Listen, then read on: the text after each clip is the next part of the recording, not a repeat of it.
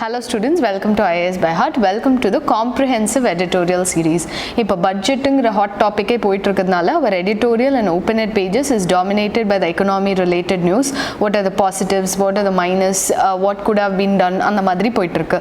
So we at IAS by Heart have produced a holistic analysis of this year's budget.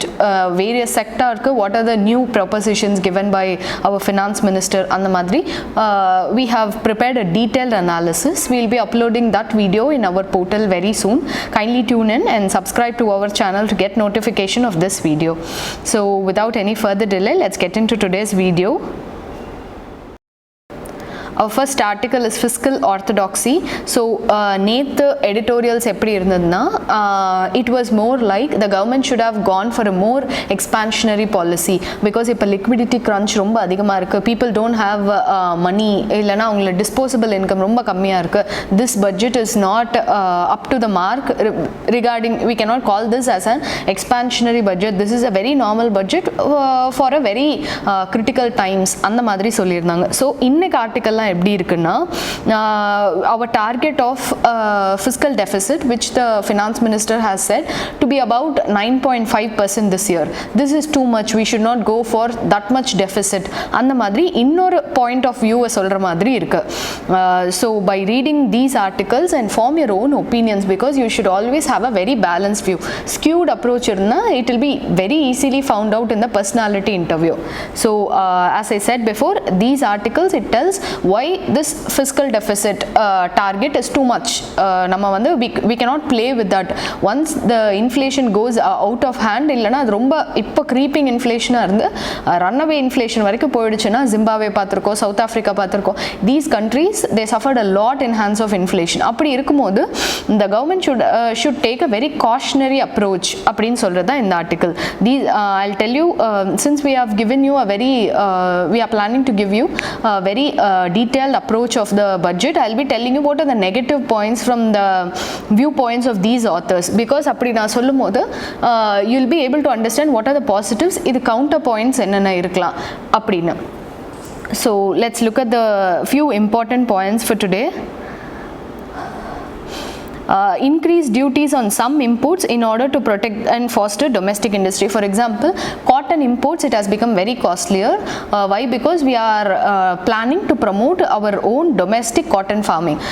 India la pathina majority of the farmers are involved in cotton cultivation. Ana there is also increased import of cotton. So idu rendu equation me cancel aidudhu. There is not much growth in the cotton sector ingradnala this move is seen as a very positive move. Some of the negatives என்னன்னு பார்த்தீங்கன்னா you can see a large fiscal deficit. They say it can fuel a rise in inflation. Inflation na என்ன general rise in price levels. பணப்புழக்கம் ரொம்ப அதிகமாக இருக்குது. ரொம்ப அதிகமாக இருந்ததுன்னா என்ன ஆகும்? price level increase ஆகும். demand இப்போ என்ன demand அதிகமாக இருக்கும், அதுக்கேற்ற சப்ளை இருக்காது. there will be a lot of problems. So இந்த 9.5 ஒரிஜினலாக எவ்வளோ 3 to 3.5 இருக்கலாம். அப்படி இருக்கும்போது இவ்வளோ fiscal deficit டார்கெட் நம்ம வச்சோம்னா இன்ஃப்ளேஷன், அதாவது இவ்வளோ டெஃபிசிட் இருக்கும் அப்போ நம்ம முன்னாடியே நம்ம ப்ரெடிக்ட் பண்ணிட்டோம்னா what the government will do, it will give permission. For example, இப்போ வந்து state கவர்மெண்ட்ஸ்க்கு they can borrow up to 4% of GSDP அப்படின்னு சொல்லியிருக்காங்க. அந்த மாதிரி the states will be allowed to borrow, the government, central government will borrow from other sources. அப்படியெல்லாம் இருக்கும்போது there will be more liquidity in the market. More liquidity na everybody will have என்ன சொல்றது artificially pumped in money. அப்படி instead of job creation இல்ல demand create பண்ணாம இந்த மாதிரி artificially pumped in money இருக்கிறதுனால what will happen, the inflation will rise without any growth. So அந்த மாதிரி போகிறதுக்கு வாய்ப்பு இருக்குது அப்படின்னு சொல்கிறாங்க. they also talk about Washington consensus. Washington கன்சென்சஸ்னால் என்ன, ஒரு 10 frameworks அந்த மாதிரி கைட்லைன்ஸ் அப்படி சொல்லலாம், framed by IMF and World Bank அந்த மாதிரி various institutions. இதோட மெயின் என்னென்னா, எய்ம் என்னென்னா, ஒரு சஃபர் ஆகிட்டு இருக்க ஒரு எக்கனாமி எப்படியெல்லாம் ரெக்கவர் ஆகலாம். ஃபார் எக்ஸாம்பிள் டேக்ஸ் பேஸை நம்ம இன்க்ரீஸ் பண்ணோம் rather than taxing a few population. For example formal எம்ப்ளாய்மெண்ட்டில் இருக்க கொஞ்சம் பேரை மட்டும் நம்ம ஹெவியாக டேக்ஸ் பண்ணுறதுக்கு பதிலாக டேக்ஸ் பேஸை இன்க்ரீஸ் பண்ணி மாடரேட் டேக்ஸ் எல்லாருக்கும் பண்ணுறது, இன்ஃப்ளேஷனை எப்படி நம்ம வந்து ஒரு கண்ட்ரோலுக்கு கீழே வச்சுக்கிறது, அந்த மாதிரி வெரி ஃபியூ வேலிட் பாயிண்ட்ஸ் அதெல்லாம் வாஷிங்டன் கன்சென்சஸ் அப்படின்னு சொல்லியிருந்தோம். அப்படிங்கிற ஒரு what you say it's a framework or guidelines or regulation you can even say. அப்படி இருக்கும்போது the government is moving away from Washington consensus அப்படின்னு சொல்கிறாங்க. The economic survey that preceded the budget laid the groundwork for departure from a rigid adherence to fiscal consolidation. அதாவது this should be the range. Inflation-na 4% plus or minus 2, அதாவது 2 to 6 range இதில் தான் இருக்கணும். Fiscal deficit-na இவ்வளோ தான் இருக்கணும். The states can borrow only this much. Devolution of amount from center to state 42% or 41% தான் இருக்கலாம். அந்த மாதிரி ஒரு ப்ராப்பர் கன்சாலிடேஷன் ஆஃப் ஃபிஸ்கல் என்ன சொல்கிறது ஃபிஸ்கல் மணி இருக்கலாம். அப்படிங்கிறதுலேருந்து there is a huge deviation. 3.5% of fiscal deficit எங்க இருக்கு, 9.5% எப்படி இருக்கு. இந்த deficit it will harm the country அப்படிங்கிறது தான் this author's claim. And he also says that rating agency would downgrade India if total debt crossed say 9 to 11% of GDP. அதுக்காகவே the government is fearing we have to keep our fiscal deficit target to 9.5% of GDP. அப்படி இல்லைன்னா இந்தியாவோட rating Moody's ரேட்டிங்ஸாக இருக்கட்டும் இல்லை Fitch ratings இந்த மாதிரி rating கம்பெனிஸில் India will fare very low. அப்படி இருக்கக்கூடாது அப்படிங்கிறதுக்காக இது பண்ண மாதிரி இருக்குது. மற்றபடி it is a risk that cannot be wished away unless the rating agencies have decided to toe the IMF World Bank line on fiscal crisis deficits. Okay. The other problem is tax to GDP ratio is not rising as expected. The sale of public assets has become crucial to reduction in fiscal deficit in the years ahead. This is a high risk strategy. For example, நம்மளோட tax to GDP ratio, people how many we are taxing to the GDP that we are collecting, in the proportion இன்னுமே even after so many years, so many economic reform, this is not yet balanced. அப்படி இருக்கும்போது what should be done அப்படின்னு நம்ம பார்த்தோம்னா what the government is going for is sale of public assets, அதாவது disinvestment. The shares, government shares இப்போ various for example எல்ஐசியில் இருக்குது அப்படின்னா government allowed 49% of private or FDI or FII involvement. ஆனால் இப்போ it has been extend to 74%. அப்படியெல்லாம் இருக்கும்போது இந்த மாதிரி கவர்மெண்ட்டோட ஷேர்ஸை நம்ம டிஸ்இன்வெஸ்ட் பண்ணுறது அப்படிங்கிறது ஒரு high risk strategy. Because the revenues from disinvestment have fallen short of targets. The sale of Air India 2018 start பண்ணுது, இப்போ 2021 வரைக்கும் it is still dragging. Over the years what happened to the employees, profit என்ன ஆச்சு, such a big company அதோட reputation குறையுது, not many people will come forward to buy that stock. அப்படியெல்லாம் இருக்கும்போது டிஸ்இன்வெஸ்ட்மெண்ட்டுங்கிறது ஒரு நல்ல சொல்யூஷன் இல்லை. First of all the government hold of the company, அதாவது அக்கௌண்டபிலிட்டி ரெடியூஸ் ஆகும். ப்ரைவேட் பிளேயர்ஸ் ஜாஸ்தியாகவும் கவர்மெண்ட் கம்மியாகவும் இருக்கும்போது அக்கௌண்டபிலிட்டி ப்ராப்ளம் வரும், ரெகுலேஷன் ப்ராப்ளம் வரும். What will happen to the if there are any இப்போ என்ன சொல்ற கன்சர்ன்ஸ் இல்லை சம் irregularities இருந்தால் who will be concerned, அது இன்னும் கிளியராக இல்லை. And second one, disinvestment is a very long process. Example, Air India. The next one, large scale privatization almost always involves substantial FDI. இப்போ நம்ம ஏதாவது ஒரு விஷயத்தை ப்ரைவேட்டைஸ் பண்ணுறோம், ஃபார் எக்ஸாம்பிள் போர்ட் மேனேஜ்மெண்ட், இது கவர்மெண்ட் பார்க்காது, ப்ரைவேட்டைசேஷன். இப்போ ஆயில் எடுக்கிறது இல்லை நேச்சுரல் கேஸ், இது எல்லாமே ப்ரைவேட்டைசேஷன் நம்ம பண்ணுறோம். ப்ரைவேட்டைசேஷன்னா எப்போவுமே இந்தியன் கம்பெனிஸ் மட்டும்தான் வருமா, கிடையாது, ஃபாரின் கம்பெனிஸும் உள்ள வரும். ஃபாரின் கம்பெனிஸ் உள்ள வருதுன்னா என்ன அர்த்தம், FDI நிறையா வரும், ஃபாரின் டிரெக்ட் இன்வெஸ்ட்மெண்ட் நிறையா வரும். அப்படி நிறையா வரும், FDI நிறையா வரும்னா இதில் ஆத்ம நிர்பார் அப்படின்னு கவர்மெண்ட் சொல்லிட்டு இருக்காங்களே, self reliant India, how will that happen? That seems to be a very valid question. Privatization of banks means a large rise in foreign presence in domestic economy. For example, various federal bank and various other foreign banks உள்ள வரலாம். The bank sector is open to foreign players அப்படின்னு நம்ம சொல்லிட்டோம். அப்படின்னா இந்த மாதிரி foreign players அதிகமாக ஆகும்போது Atma Nirbhar Bharat connotes greater self-reliance and stronger Indian companies. How does the government reconcile a rise in FDI? ஒரு பக்கம் we need money from foreign sources, ஒரு பக்கம் we are fighting for self-reliant or Atma Nirbhar Bharat. இது ரெண்டையும் how will the government cope in? இதை achieve பண்ணோம்னா we need to revamp the Indian companies. Indian companies revamp பண்ணணும், privatization ஒரு அளவுக்கு தான் வச்சுக்கணும், டிஸ்இன்வெஸ்ட்மெண்ட்டை ரொம்ப ஃபாஸ்டர் பேஸில் கொண்டு போகக்கூடாது. இந்த ரெண்டு கோல்ஸையும் how the government is going to achieve, we have to sit and watch அப்படிங்கிறதா இந்த ஆர்டிக்கிளோட conclusion. And moving on to the next one, this just tells இப்போ ரீசெண்டாக வந்து few states, for example Kerala, Tamil Nadu, West Bengal, Assam, இந்த states எல்லாம் they are facing an upcoming election.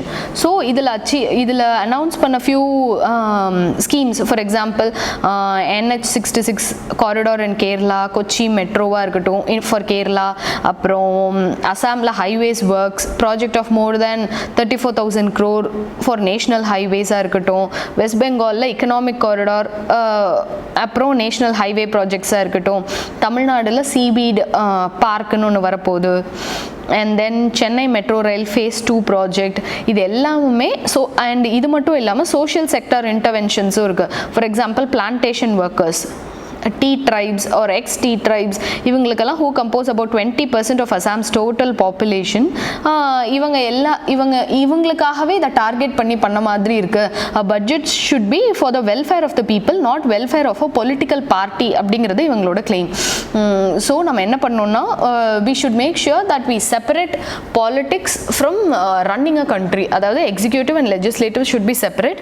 பட்ஜெட்டை ஒரு இன்ஸ்ட்ருமெண்ட்டாக இல்லைனா ஒரு ஷார்ட்கட்டாக யூஸ் பண்ணி a political party should not gain momentum அப்படின்னு சொல்றது தான் இந்த article. So the other one, the normal budget for abnormal times. This also points out what are the various flaws in the budget, like what the government could have aimed for, what are the points it missed. See, democracy la this is one biggest advantage, since everybody has the right to freedom of speech and expression.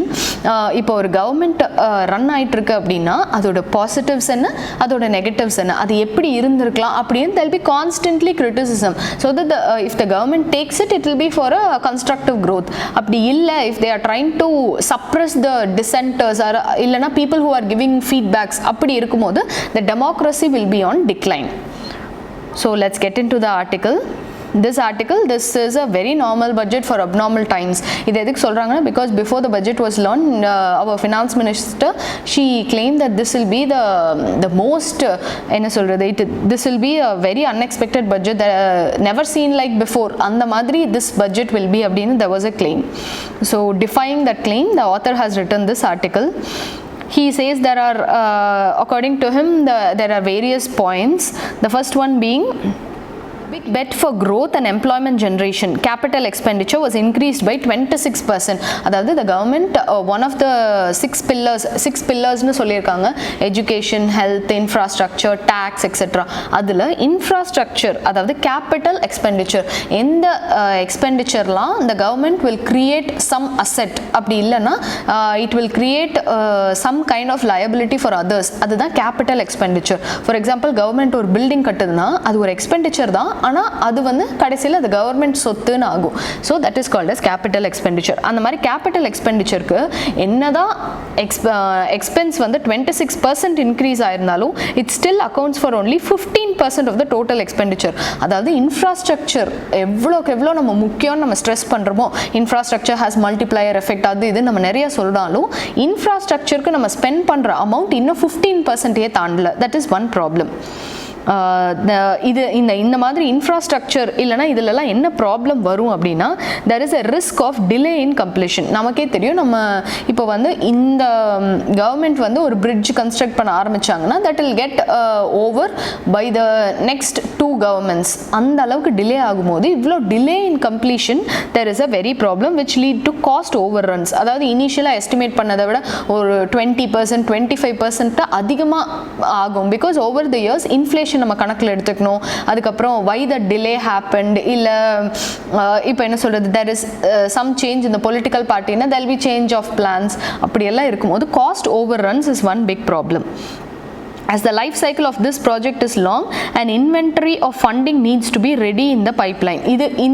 இப்போ வந்து இது ரொம்ப நாள் போகுது, அதாவது இந்த கவர்மெண்ட்டோட time முடிஞ்சும் கூட இது கண்டினியூ ஆக போகுது அப்படின்னு இருக்கும்போது we should make sure that it is a constant funding. இப்போ இன்ஃப்ராஸ்ட்ரக்சர் ஃபண்ட் அப்படின்னு ஒன்று நம்ம கிரியேட் பண்ணிட்டோம்னா இந்த கவர்மெண்ட்டே திரும்பி வந்தாலும் சரி, இல்லை வேற கவர்மெண்ட் வந்தாலும் சரி, அந்த ப்ராஜெக்ட் அஃபெக்ட் ஆகாது. அந்த மாதிரி there was a need. Thus the immediate multiplier effect to lift the aggregate demand in the economy might not emanate quickly as expected. So நம்ம இப்போ இன்வெஸ்ட் பண்ணுறோம், உடனே இன்ஃப்ராஸ்ட்ரக்சர்லேருந்து நமக்கு ரிட்டர்ன்ஸ் வந்துடும் அப்படின்னு நம்ம நினச்சோன்னா that will not happen. The next negative point is there was no radical reform proposal for the agri sector. இப்போ வந்து ரொம்ப ஹாட் டாப்பிக்காக போயிட்டு இருக்குது. other than budget was the farmers agitation. அப்படி இருக்கும்போது இந்த agri sectorக்கு what the government could have done அதை வந்து பண்ணவே இல்லை. there is not any much drastic reforms in agri sector.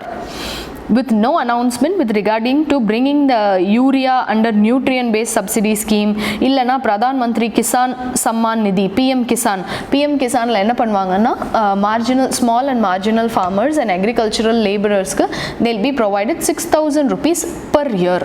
அதாவது 2000 rupees மூணு இன்ஸ்டால்மெண்ட்ல தருவாங்க. there are various conditions about selecting the beneficiaries etc. இந்த 6000ங்கற amount it is very meager. it will not help a farmer's family.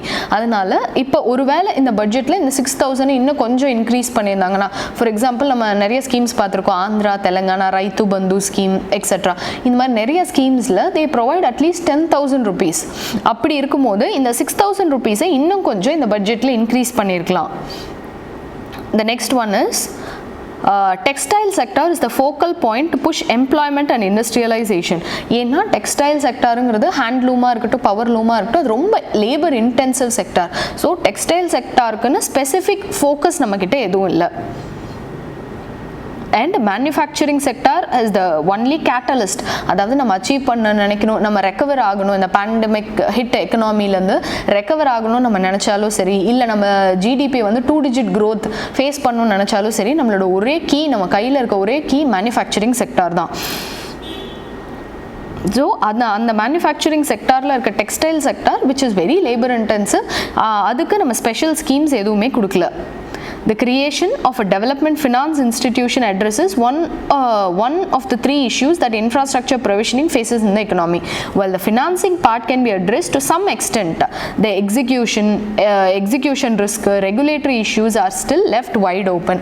அதாவது காசு மட்டும்தான் பிரச்சனை அப்படின்னு இல்லை, அது ரெகுலேட் பண்ணுறது, ஃபார் எக்ஸாம்பிள் லேண்ட் அக்வசிஷன் இன்னும் நமக்கு என்ன சொல்ற ஒரு சீம்லெஸ்ஸாக நடக்கிறது இல்லை, அப்புறம் பியூரோக்ராட்டிக் ஹர்டில்ஸ் நிறைய இருக்குது, கரப்ஷன் இருக்குது. இந்த மாதிரி ஒரு ப்ராஜெக்ட் இம்ப்ளிமெண்ட் பண்ணுறதுக்கு ஃபர்ஸ்ட் ஸ்டேஜ் மட்டும்தான் நம்ம கிளியர் பண்ணியிருக்கோம். அதாவது மணி அப்படிங்கிற இந்த இன்ஃப்ராஸ்ட்ரக்சர் வேணும்னா ஃபண்டிங் மட்டும்தான் நம்ம கிளியர் பண்ணியிருக்கோமே தவிர மீதி ஸ்டேஜஸ் நம்ம இன்னும் கிளியர் பண்ணல.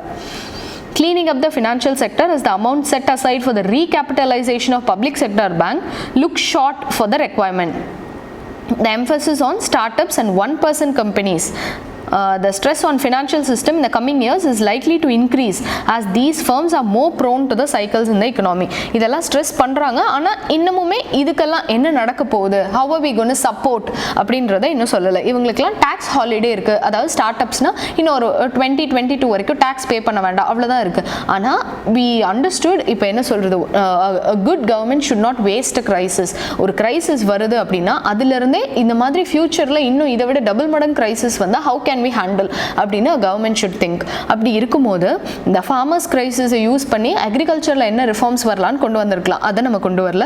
த செகண்ட் ஒன், இப்போ ஸ்டார்ட் அப்ஸ்லாம் அதுவும் இந்த பேண்டமிக் டைமில் ஃபண்டிங் வராமல் இல்லைனா ஸ்டார்ட் அப்ஸ் பீயிங் என்ன அப்படியே ஹால்ட் ஆகி அந்த மாதிரிலாம் நிறைய ப்ராப்ளம்ஸ் ஃபேஸ் பண்ணப்போ இந்த ஸ்டார்ட் அப்ஸ்க்கு நம்ம டேக்ஸ் ஹாலிடே இல்லைனா வந்து டேக்ஸ் நீங்கள் கட்ட வேணாம் ஒரு 1 year அப்படின்னு சொல்கிறதுனால மட்டுமே இவங்களோட ப்ராப்ளம் சால்வ் ஆகிடாது. What we should do is we should என்ன சொல்கிறது, ஒரு ஹேண்ட் holding of them இல்லனா ஒரு fall back support அந்த மாதிரி ஒரு மெக்கானிசம் நம்ம கொடுக்கணும். that was not present in the budget. The second one, both employment and demand generation was largely left to the vagaries of the growth cycle.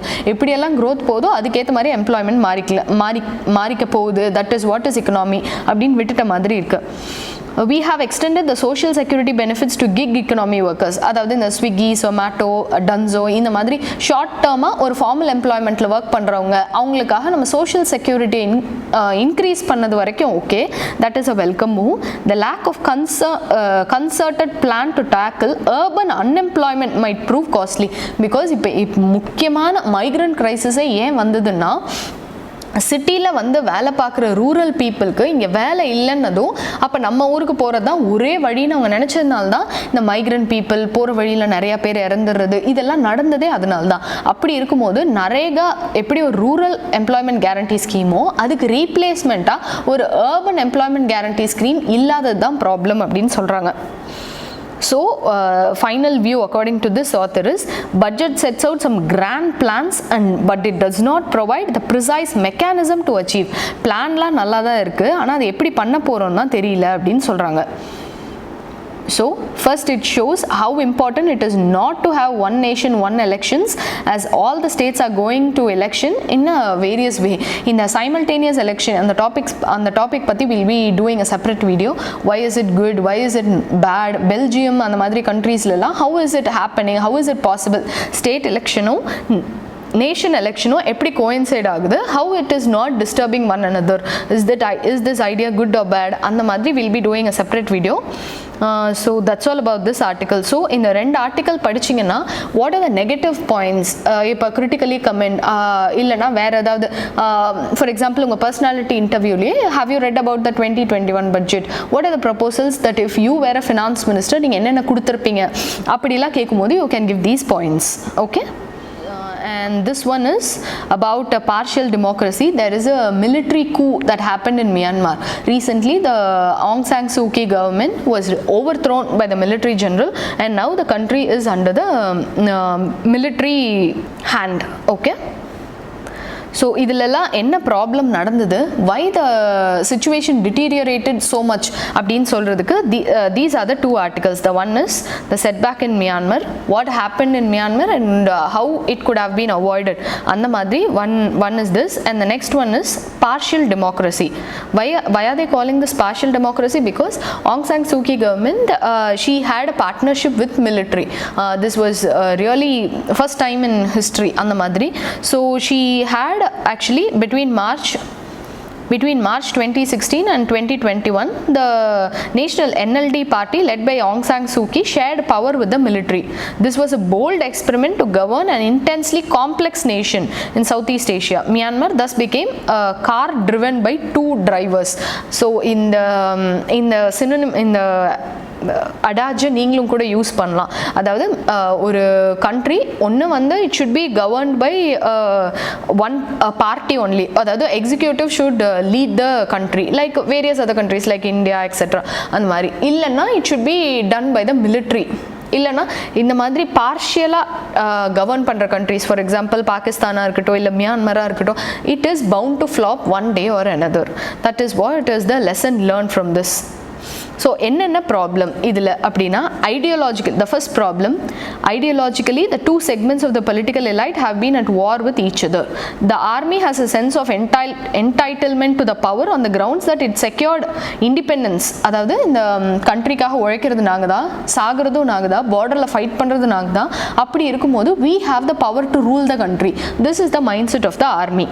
ஆனால் Aung San Suu Kyi, what she says is she has expressed admiration for the army because her father was one who established that, but she has been a staunch advocate of democracy. So ideological clash இவங்களுக்குள்ள எப்பவுமே இருந்துட்டு தான் இருந்தது, அதாவது எக்ஸிக்யூட்டிவ்க்கும் மிலிட்ரிக்கும்.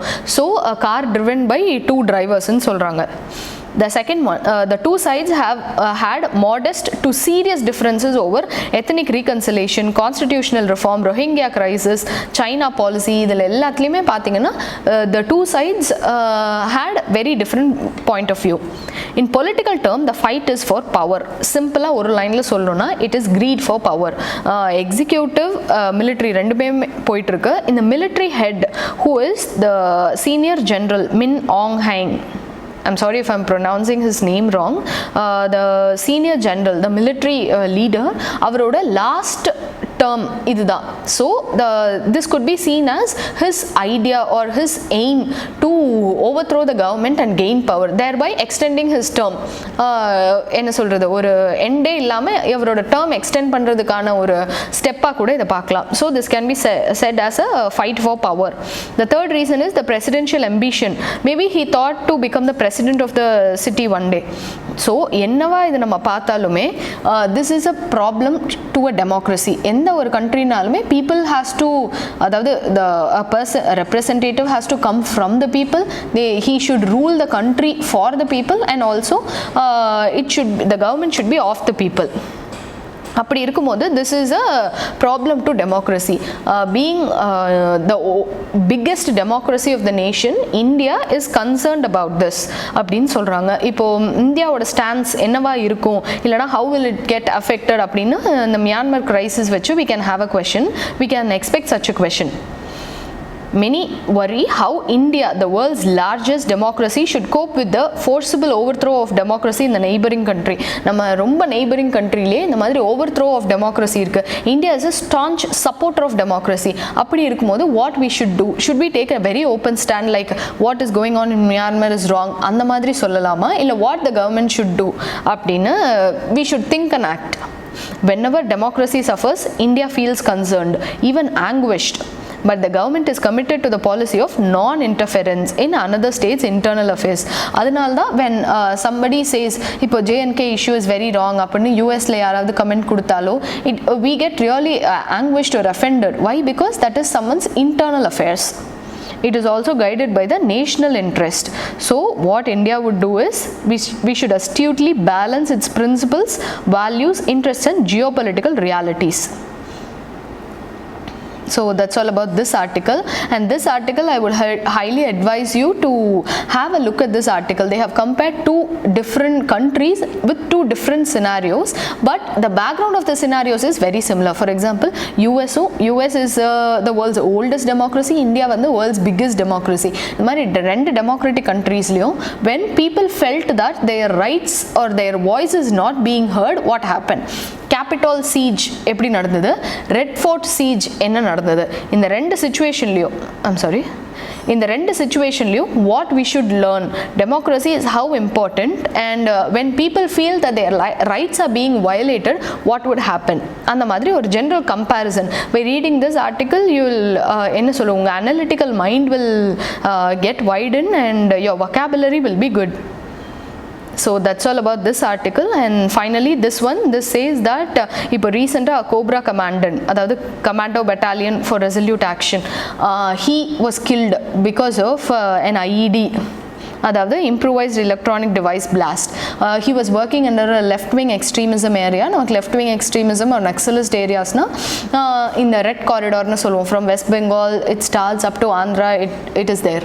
அந்த left-wing extremism areasல though there are many CRPF men who were deployed there, அந்த மாதிரி நிறைய பேர் இருந்தாலும் though we have controlled the ஒரு 11 states கிட்ட இருந்தது, it was dominated by left-wing extremism. Now it has been reduced to almost 6 to 8 states. அப்படி இருக்கும்போது even though the progress is good over the years, still we are losing people. What should be done in the left wing extremism na, as a civil service aspirant what you should know is left wing extremism na enna, over the years what are the steps taken by the government. For example, in the Cobra battalion mukkiyama they were trained to live in the jungle. They come under CRPF, they are trained to live in the jungle, இல்லைனா ரொம்ப harsh terrains-ல they are trained. அந்த மாதிரி இந்த cobra battalion establish பண்ணதாக இருக்கட்டும், இல்லைனா வந்து இந்த Greyhound commando units and Jharkhand Jaguars, இவங்க எல்லாருமே to prevent Maoist elements. இந்த மாதிரி what are the efforts taken by the government, how has it resulted, positive stories என்ன, negative stories என்ன, இந்த மாதிரி இருந்ததுன்னா internal securityல ஒரு mains question வரும்போது it will be easy for us to answer it. So I would advise you to have a read at this article also. How the left-wing extremism, though we have tried to wipe it out, it is not completely wiped out. So that's all about today's article. Let me remind you once again, our detailed budget analysis video will be uploaded soon. Kindly have a look at it, and I would advise you to have a read at the highlighted newspaper, at least read the highlighted portions to stay in touch with the current affairs. So that's all for today. Thank you.